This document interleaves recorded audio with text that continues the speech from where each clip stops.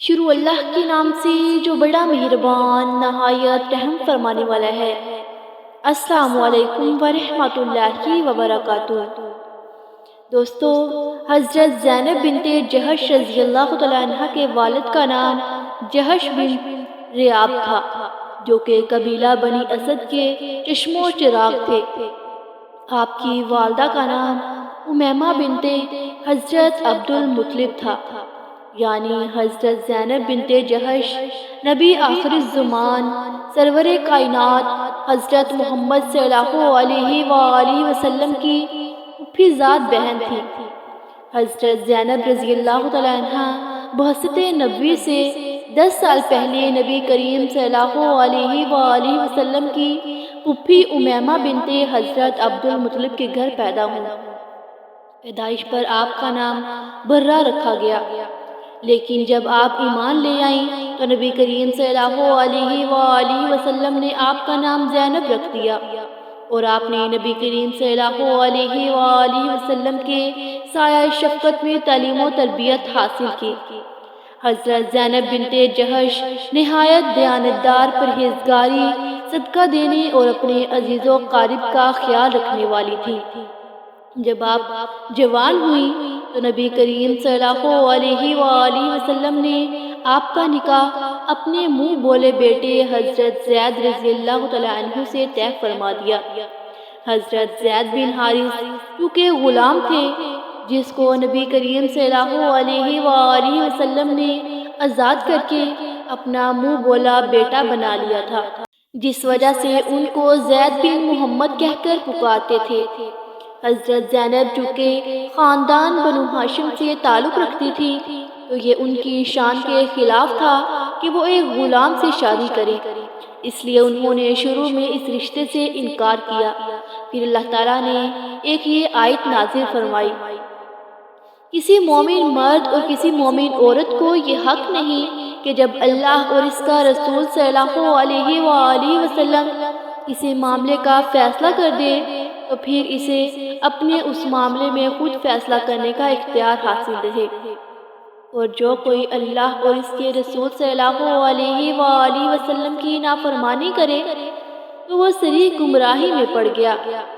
دوستو، جب یہ آیت نازل ہوئی تو حضرت زینب بنت جہش نے فوراً حضور صلی اللہ علیہ وآلہ وسلم کے فیصلے کو مان لیا، اور اس طرح ان کا نکاح حضور صلی اللہ علیہ وآلہ وسلم کے منہ بولے بیٹے حضرت زید سے ہو گیا۔ اس شادی کے 1 سال بعد ہی حضرت زید اور حضرت زینب رضی اللہ تعالیٰ عنہ کے درمیان کی زندگی تناؤ کا شکار رہنے لگی۔ حضور صلی اللہ علیہ وآلہ وسلم کے منہ بولے بیٹے حضرت زید ایک دن حضور صلی اللہ علیہ وآلہ وسلم کی خدمت میں حاضر ہوئے اور عرض کی، یا رسول اللہ صلی اللہ علیہ وآلہ وسلم، یہ نکاح اب مزید نہیں چل سکتا، ہم دونوں کی طبیعت بالکل جداگانہ ہے۔ حضور صلی اللہ علیہ وآلہ وسلم نے جب یہ سنا تو آپ بہت پریشان ہوئے کہ ایک طرف ان کا منہ بولا بیٹا اور دوسری طرف ان کی پھوپھی زاد بہن ہے۔ حضور صلی اللہ علیہ وآلہ وسلم نے حضرت زید کو اس بات پر راضی کیا کہ کچھ عرصہ اور گزارے، آپ دونوں کا گزارا ہونے لگے گا۔ اس بات کو قرآن میں اللہ پاک یوں فرماتا ہے، اے رسول، وہ وقت یاد کرو جب آپ اس شخص سے کہہ رہے تھے جس پر اللہ نے اور آپ نے احسان کیا تھا کہ اپنی بیوی کو اپنے پاس رہنے دے، اسے نہ چھوڑو اور اللہ سے ڈرو، لیکن اللہ پاک کی رضا یہی تھی کہ حضرت زید اور حضرت زینب بنت جہش میں طلاق ہو گئی۔ اب حضور صلی اللہ علیہ وآلہ وسلم افسردہ ہو گئے، اس لیے سرور کائنات حضرت محمد صلی اللہ علیہ وآلہ وسلم نے یہ فیصلہ کیا کہ وہ اپنی طلاق یافتہ پھوپھی زاد سے نکاح فرما کر انہیں ازدواج مطہرات میں شامل فرما لیں۔ لیکن آپ صلی اللہ علیہ وآلہ وسلم کو پریشانی اس بات کی تھی کہ عرب کا رواج تھا کہ منہ بولا بیٹا یا لیپالک بیٹے کو اصلی بیٹا سمجھا جاتا تھا، اس لیے اس بیٹے کی بیوی سے ہرگز شادی نہیں کی جا سکتی تھی۔ اس پر اللہ پاک فرماتا ہے، اور آپ اس وقت وہ بات اپنے دل میں چھپا رہے تھے جسے اللہ ظاہر کرنے والا تھا، اور آپ لوگوں کی طعن و تنشیر سے ڈر رہے تھے۔ حالانکہ اللہ اس بات کا زیادہ حقدار ہے کہ آپ اس سے ڈریں۔ خیر، حضور صلی اللہ علیہ وآلہ وسلم نے حضرت زید کو حضرت زینب کے پاس اپنے رشتے کے لیے بھیج دیا۔ حضرت زید کے پردے میں رہ کر حضرت زینب رضی اللہ تعالیٰ عنہ کو حضور صلی اللہ علیہ وآلہ وسلم کا پیغام دیا کہ اللہ کے نبی آپ سے نکاح کرنا چاہتے ہیں۔ حضرت زینب کے لیے یہ خوشی اور غمی کی بیک وقت خبر تھی۔ خوشی اس بات کی کہ ازواج مطہرات میں شامل ہونا دنیا کا سب سے بڑا اعزاز ہے، اور غم اس بات کا کہ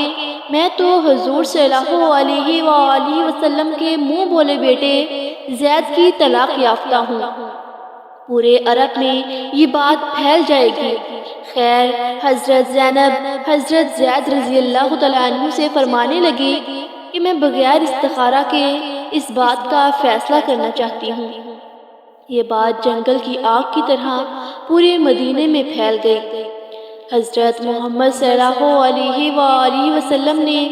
اپنے بیٹے کی بیوی کو نکاح کا پیغام بھیج دیا۔ منافقین اور دشمنان رسول یہ کہنے لگ گئے کہ یہ حضرت زینب رضی اللہ تعالیٰ عنہ اور حضرت محمد صلی اللہ علیہ وآلہ وسلم کی محبت ہی تھی کہ جس کی وجہ سے حضرت زینب رضی اللہ تعالیٰ عنہ نے حضرت زید رضی اللہ تعالیٰ عنہ سے طلاق لے لی ہے۔ منافقین نے حضور صلی اللہ علیہ وآلہ وسلم کے بار بار حضرت زید کے گھر جانے کو بھی اس محبت کا نام دیا۔ اس طرح چہمگوئیاں عام ہو گئیں۔ ادھر حضرت زینب رضی اللہ تعالیٰ عنہ مصلی پر کھڑی ہوئی، اور ادھر اللہ پاک نے نبی پاک صلی اللہ علیہ وآلہ وسلم پر وحی نازل فرما دی۔ وحی کے نازل ہونے سے ہی حضرت زینب اور حضرت محمد صلی اللہ علیہ وآلہ وسلم کا نکاح ہو گیا۔ وحی کے الفاظ کچھ اس طرح ہیں: جب زید نے اس عورت زینب سے اپنی حاجت پوری کر لی تو اسے طلاق دے دی، تو ہم نے اس خاتون کو آپ صلی اللہ علیہ وآلہ وسلم کے نکاح میں دے دیا تاکہ اہل ایمان پر اپنے منہ بولے بیٹا کو بیویوں سے نکاح کرنے کے معاملے میں کوئی تنگی نہ رہ جائے۔ جب وہ ان سے اپنی حاجت پوری کر چکے ہوں اور انہیں طلاق دے کر فارغ کر چکے ہوں، اور اللہ کا حکم تو بہرحال ہو کر رہتا ہے۔ دوستو، اس آیت کی آنے کے بعد حضور صلی اللہ علیہ وآلہ وسلم حضرت زینب کے گھر گئے اور جا کر ان سے فرمایا کہ اللہ نے وحی فرمائی ہے کہ ہم دونوں کا نکاح ہو گیا ہے، یعنی نبی کریم صلی اللہ علیہ وآلہ وسلم کا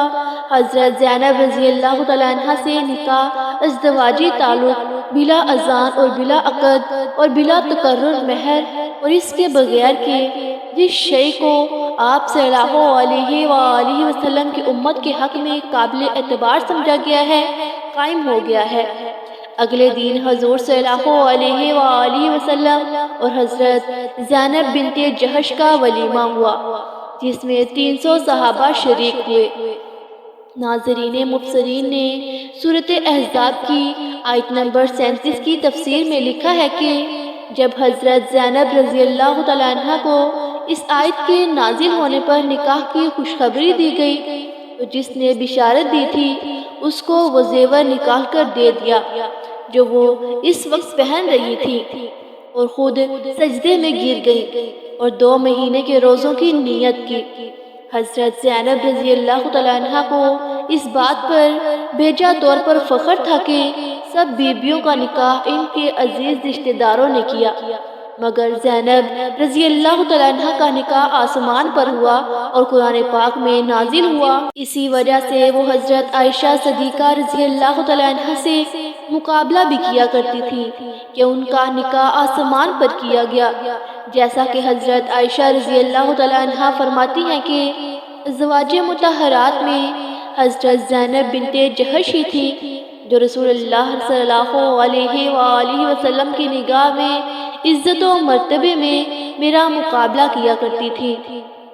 صحیح مسلم۔ ناظرین، حضور صلی اللہ علیہ وآلہ وسلم کی اس شادی کی فضیلتیں یہ ہیں کہ اسلام نے مساوات کا درس دیا ہے، اس لیے آپ صلی اللہ علیہ وآلہ وسلم نے ایک غلام کو آزاد فرمایا اور پھر ان کو منہ بولا بیٹا بنایا اور پھر انہی سے اپنی پھوپھی ذات کی شادی بھی کروائی۔ اور جب حضور صلی اللہ علیہ وآلہ وسلم کا نکاح حضرت زینب سے ہو گیا تو زمانہ جاہلیت کی اس رسم کا بھی خاتمہ ہو گیا کہ منہ بولا اور لے پالک بیٹا بھی اصلی بیٹے کا حقوق رکھتا ہے۔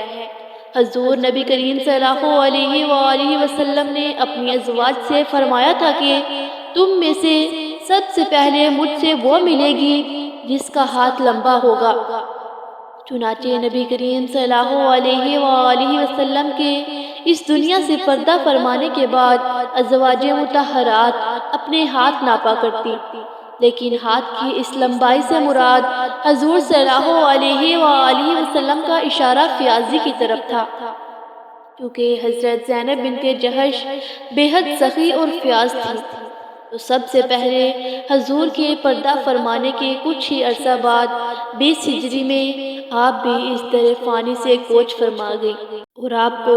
جنت البقیع میں سپرد خاک کیا گیا۔ دوستو، اگر آپ کو ہماری ویڈیو اچھی لگی ہو تو ہمارے چینل کو لائک کریں، سبسکرائب کریں،